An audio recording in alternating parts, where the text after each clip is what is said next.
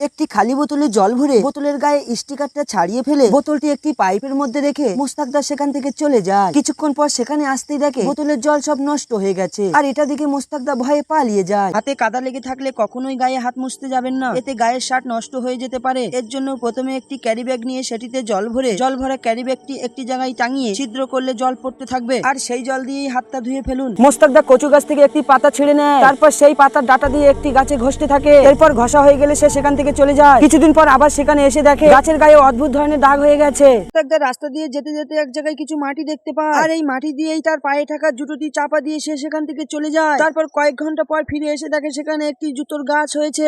মোস্তাকদা জমি থেকে এক মুঠো কাদা তুলে আনে, এরপর একটি পটলের গায়ে মাখাতে থাকে, তারপর সেটিকে একটি পুরনো গাছের গর্তে রেখে চলে যায়। কিছুক্ষণ পর ফিরে এসে সেই পটলটি তুলে এনে জলে ধুতে থাকে, আর ধুতে ধুতে হঠাৎ সেখান থেকে একটি পাকা পটল বেরিয়ে আসে। মাটি খুঁড়তে খুঁড়তে মাটির ভেতর থেকে একটি ভয়ানক জিনিস বেরিয়ে আসে, আর এটা দেখে মোস্তাকদা কিছুই বুঝতে পারছিল না। তাই সে এটা পরিষ্কার জলে ধুয়ে নেয় এবং আঙুলের ফাঁকে দিয়ে ফু দিতে শুরু করে, তারপর বাঁশির মতন বাজতে থাকে।